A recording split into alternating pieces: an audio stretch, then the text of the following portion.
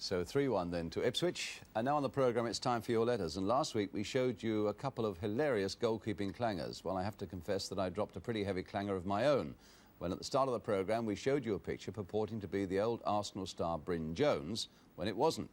Jack Picton of 4 Bazalgette Gardens, New Malden in Surrey, who tells me he's been an Arsenal fan for over 40 years, wrote saying that this is the picture we should have shown you, and of course he's right. Arsenal fans, incidentally, might like to know that today Bryn, and here he is a retired newsagent living in Palmer's Green, North London, and still with a keen interest in his old club. Ted Drake is another former Arsenal star we showed you last week, this shot of the youthful Ted, and today Ted is still very much involved in the game as chief scout and chief representative with Fulham.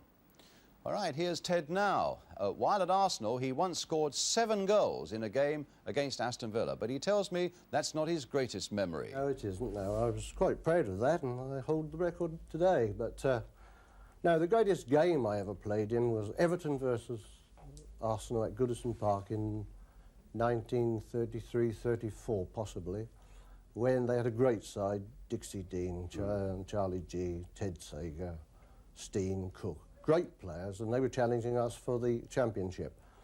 When the game had been going on 10 minutes, Frank Moss had got a severe injury to his shoulder, was taken off the field. Eddie Hapgood went in goal. We carried on, we were leading 1-0, and soon after, the Iron Man of football, Wilf Copping, went down. And if you knew Wilf, as I knew him, you knew he was injured once he was down there. He was taken to hospital with a cartilage injury. Frank Moss came back on the field again, and sure enough, he damaged his shoulder again. But what had happened, Tom had gone to the hospital, Tom Whitaker, with Copping. He was in the hands of first aid people that unfortunately locked his shoulder, and he was taken from the field. So we've got 9 players. Half-time we came in. Frank is lying there in beads of perspiration running from his face. And he came back in the second half, Frank Moss, then, didn't he, and played? He came back, and we're 1 up, and a burst of cheering went up, and I turned, there's Frank coming out, strapped up. And I said, "Where are you playing?" He said, "Number 11. I said, "Good on you." And he played out on the wing. It wanted 8 minutes to go. They had four corners on the trot. The ball came out. I gathered the ball somewhere on the 18-yard box, and away I went down the right wing. I'd left everybody, and I thought, God almighty, if I carry on much further, I should be in the crowd.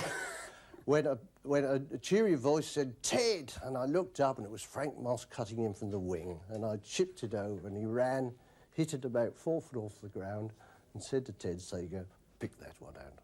And we won 2-0 against Everton at their greatest, and that must be my greatest memory.